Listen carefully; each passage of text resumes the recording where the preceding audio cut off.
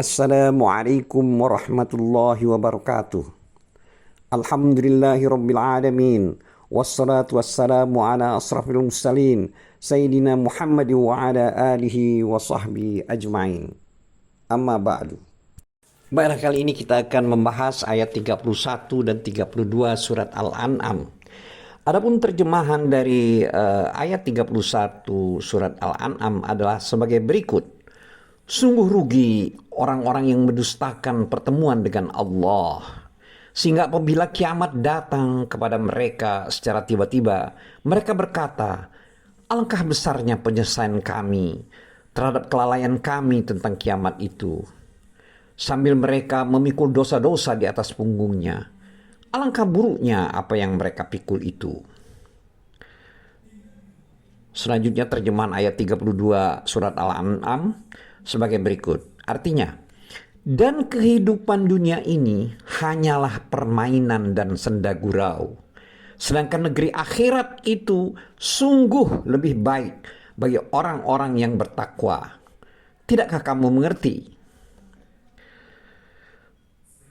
Demikian tadi ayat 31 dan 32 surat Al-An'am. Terkait dengan ayat yang kita bacakan tadi, di sini Allah Ta'ala berfirman mengabarkan tentang kerugian orang yang mendustakan perjumpaan dengan Allah dan tentang kerugiannya ketika kiamat datang dengan tiba-tiba, serta tentang penyesalannya atas sikap menyepelekan dalam beramal, serta apa-apa yang telah berlalu dari keburukan perbuatannya.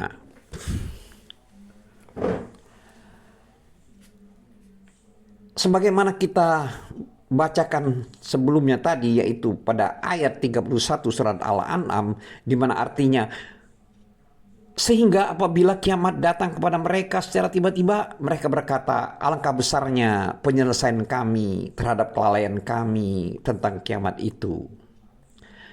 Di sini ganti katanya dalam kalimat fiha, itu kemungkinan kembalinya kepada kehidupan dunia.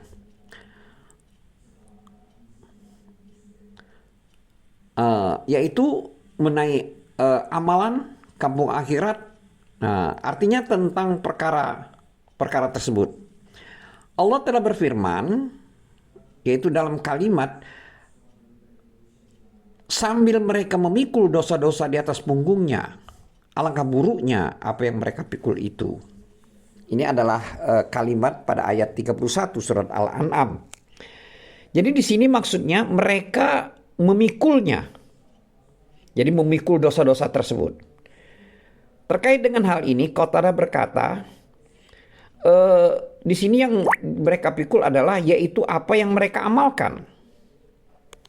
Selanjutnya Allah berfirman dalam ayat 32 yang artinya, dan kehidupan dunia ini hanyalah permainan dan senda gurau. Maksud daripada kalimat pada ayat 32 ini adalah karena sebagian besar, maksudnya sebagian besar dari kehidupan dunia ini memang hanyalah senda gurau, memang demikian. Sedangkan negeri akhirat itu sungguh lebih baik bagi orang-orang yang bertakwa. Tidakkah kamu mengerti? Ini adalah kalimat pada ayat 32 surat Al-An'am. Selanjutnya kita juga membahas yaitu ayat 33, 34, 35 dan 36 pada surat Al-An'am, di mana ayat 33 artinya, sungguh kami mengetahui bahwa apa yang mereka katakan itu menyedihkan hatimu, Muhammad. Janganlah bersedih hati, karena sebenarnya mereka bukan mendustakan engkau, tetapi orang-orang zalim itu mengingkari ayat-ayat Allah. Selanjutnya ayat 34 artinya, dan sesungguhnya rasul-rasul sebelum engkau pun telah didustakan, tetapi mereka sabar terhadap pendustaan dan penganiayaan yang dilakukan terhadap mereka, sampai datang pertolongan kami kepada mereka. dan tidak ada yang dapat mengubah kalimat-kalimat ketetapan Allah. Dan sungguh telah datang kepadamu sebagian dari berita Rasul-Rasul itu. Selanjutnya ayat 35 artinya, dan jika keberpalingan mereka terasa berat bagimu Muhammad, maka sekiranya engkau dapat membuat lubang di bumi atau tangga ke langit, lalu engkau dapat mendatangkan mukjizat kepada mereka, maka buatlah. Dan sekiranya Allah menghendaki, tentu Dia jadikan mereka semua mengikuti petunjuk. Sebab itu janganlah sekali-kali engkau termasuk orang-orang yang bodoh. Dan terakhir ada ayat 36 yang artinya hanya orang-orang yang mendengar sajalah yang mematuhi seruan Allah. Dan orang-orang yang mati kelak akan dibangkitkan oleh Allah. Lalu kepadanya mereka dikembalikan. Terkait dengan ayat 33 sampai 36 surat Al-An'am yang telah kita bacakan tadi, Allah Ta'ala berfirman untuk membesarkan hati nabinya, yaitu Nabi Muhammad SAW, terhadap pendustaan kaumnya dan penyelisihan mereka kepada beliau. Di mana dalam ayat 33 surat Al-An'am yang telah kita bacakan tadi, yang artinya sesungguhnya kami mengetahui bahwasanya apa yang mereka katakan itu menyedihkan hatimu. Maksud daripada kalimat pada ayat ini adalah artinya sesungguhnya ilmu kami telah meliputinya tentang pendustaan kaummu kepadamu, yaitu kesedihan dan duka citamu atas mereka. Sebagaimana Allah juga berfirman dalam ayat 8 surat Al-Fatir yang artinya, maka janganlah engkau Muhammad biarkan dirimu binasa karena kesedihan terhadap mereka. Juga Allah telah berfirman dalam ayat 3 dalam surat Asy-Syu'ara yang artinya, boleh jadi engkau Muhammad akan membinasakan dirimu dengan kesedihan karena mereka penduduk Mekah tidak beriman. Demikian juga Allah telah berfirman dalam surat Al-Kahfi ayat 7 yang artinya, maka barangkali engkau Muhammad akan mencelakakan dirimu karena bersedih hati setelah mereka berpaling, sekiranya mereka tidak beriman kepada keterangan ini, yaitu Al-Quran.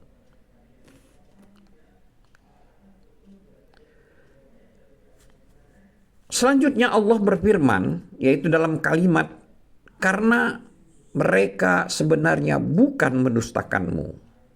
Ini adalah kalimat pada ayat 33 surat Al-An'am yang telah kita bacakan tadi. Maksud daripada kalimat pada ayat ini adalah sebenarnya pada saat itu juga mereka tidak menuduh kamu seorang pendusta. Akan tetapi orang-orang yang zalim itu mengingkari ayat-ayat Allah. Ini adalah kalimat pada ayat 33 surat Al-An'am.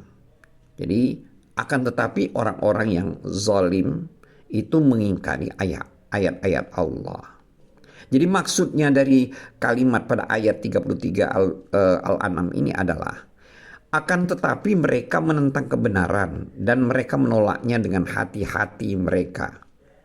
Sebagaimana Ali berkata, Abu Jahal berkata kepada Nabi SAW, sesungguhnya kami tidak mendustakan kamu, tetapi kami mendustakan apa yang kamu bawa.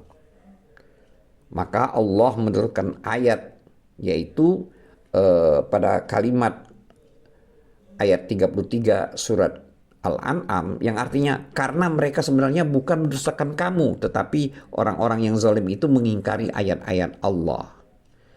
Jadi orang-orang zalim tersebut, orang-orang kafir tersebut, mereka mendustakan ayat-ayat Allah.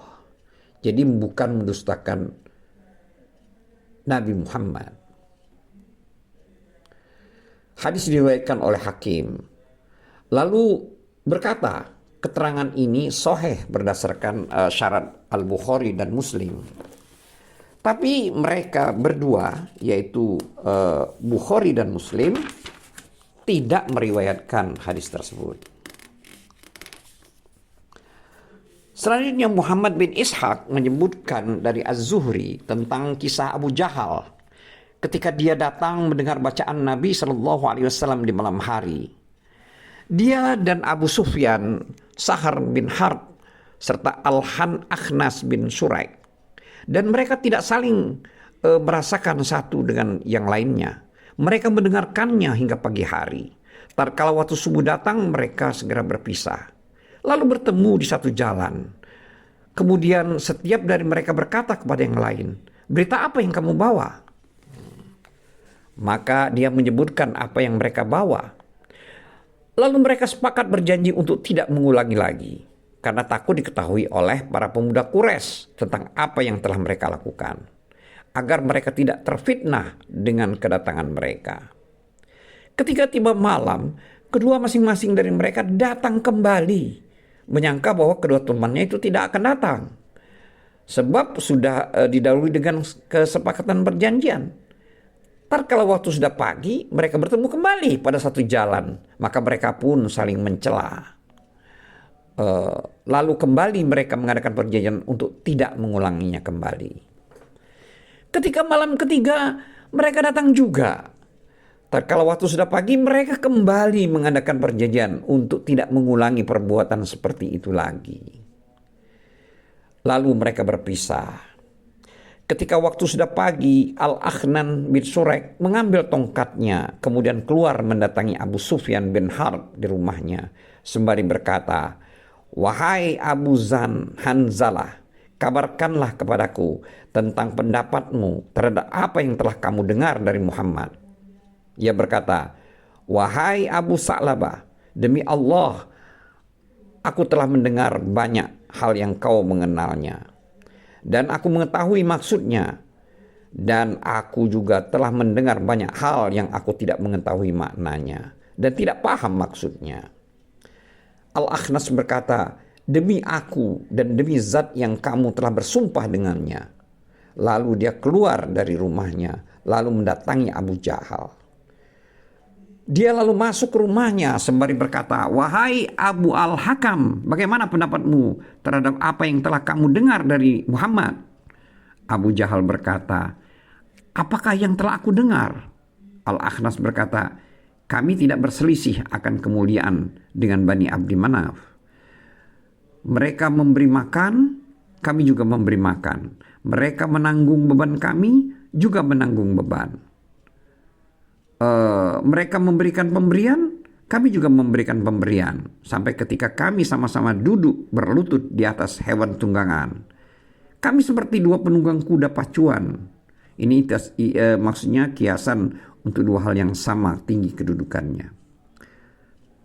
Orang-orang itu selanjutnya berkata, "Dari kami ada seorang nabi yang wahyu dari langit datang kepadanya. Maka kapan kita akan mendapatkan ini? Demi Allah, kita selamanya tidak akan beriman dengannya dan tidak membenarkannya." Maka Al-Akhnas berdiri dan meninggalkannya. Selanjutnya firman Allah pada ayat 34 surat Al-An'am yang artinya, "Dan sesungguhnya telah didustakan pula rasul-rasul sebelum kamu, akan tetapi mereka sabar terhadap penustaan dan penganiayaan yang dilakukan terhadap mereka, sampai datang pertolongan Allah kepada mereka." Jadi maksud daripada ayat 34 surat Al-An'am ini adalah penghibur hati bagi Nabi Shallallahu Alaihi Wasallam. Ini hiburan untuk beliau dan dari orang yang mendustakannya dari kaum beliau sendiri. Allah Ta'ala memerintahkan kepadanya agar bersabar seperti sabarnya para rasul ulul azmi, dan janji pertolongan untuknya sebagaimana mereka juga ditolong, serta janji kemenangan hingga untuk mereka akibat yang baik setelah mereka merasakan pendustaan dan gangguan yang berat dari kaum mereka sendiri. Kemudian pertolongan datang kepada mereka di dunia, seperti halnya mereka mendapatkan pertolongan di akhirat. Oleh karena itu Allah berfirman dalam surat surat Al-An'am ayat 34, yaitu pada kalimat yang artinya tidak ada seorang pun yang dapat merubah kalimat-kalimat atau janji-janji Allah. Maksud dari kalimat pada ayat 34 ini adalah Allah telah menetapkan pertolongan di dunia dan di akhirat untuk hamba-hambanya yang beriman. Sebagaimana Allah juga telah berfirman dalam surat As-Saffat ayat 171 sampai 173, yang artinya, dan sungguh janji kami telah tetap bagi hamba-hamba kami yang menjadi rasul, yaitu mereka itu pasti akan mendapatkan pertolongan, dan sesungguhnya bala tentara kami itulah yang pasti menang. Demikian juga Allah berfirman pada ayat 21 surat Al-Mujadalah, yang artinya Allah telah menetapkan, aku dan rasul-rasulku pasti menang. Sungguh Allah maha kuat lagi maha perkasa. Dulur-dulur seiman, selanjutnya Allah telah berfirman dalam ayat 34 surat Al-An'am pada kalimat yang artinya, dan sesungguhnya telah datang kepadamu sebagian dari berita rasul-rasul tersebut.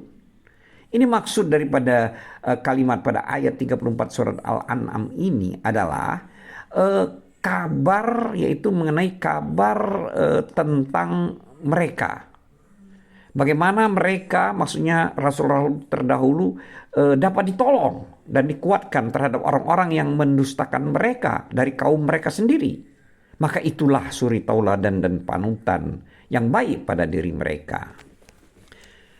Selanjutnya Allah berfirman pada ayat 35 surat Al-An'am, yang artinya, dan jika keberpalingan mereka dari dirimu itu terasa amat berat bagimu.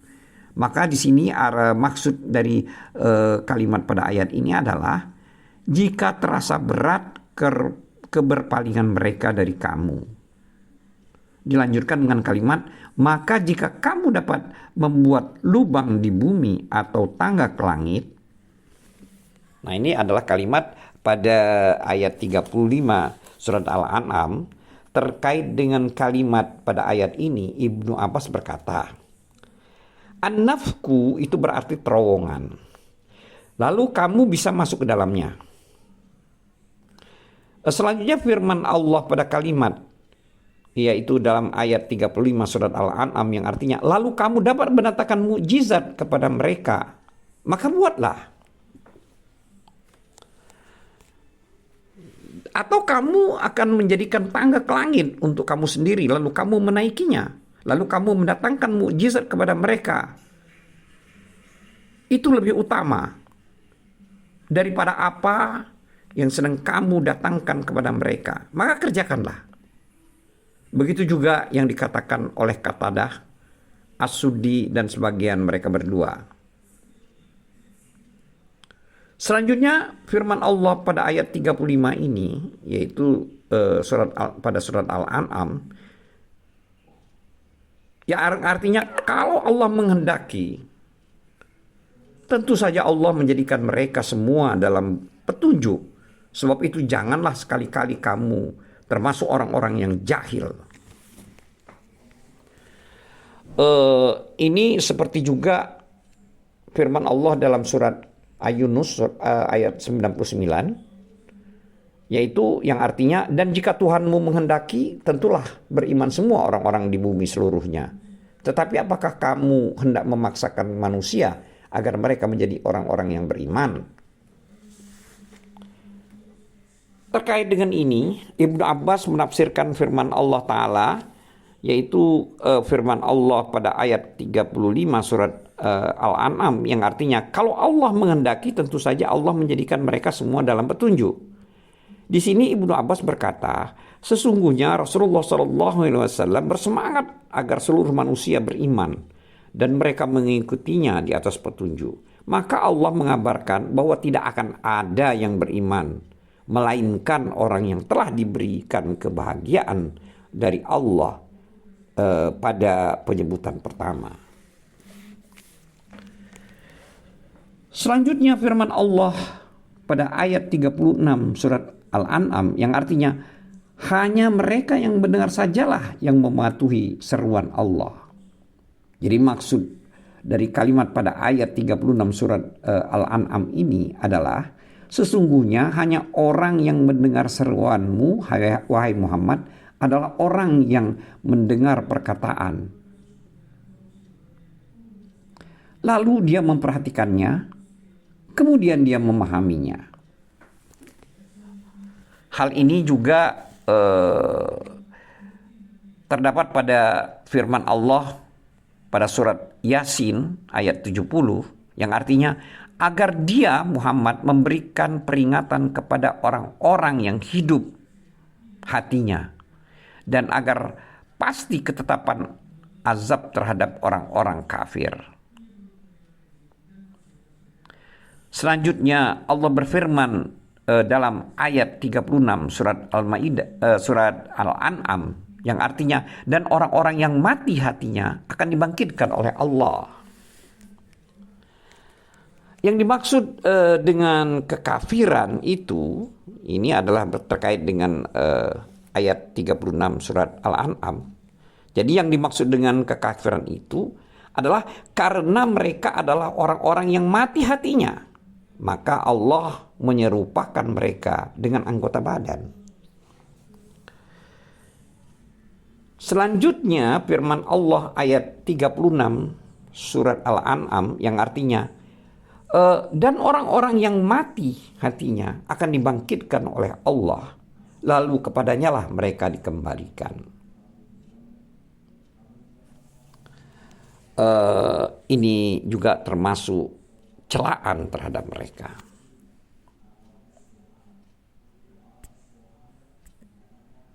Wallahu a'lam bissawab.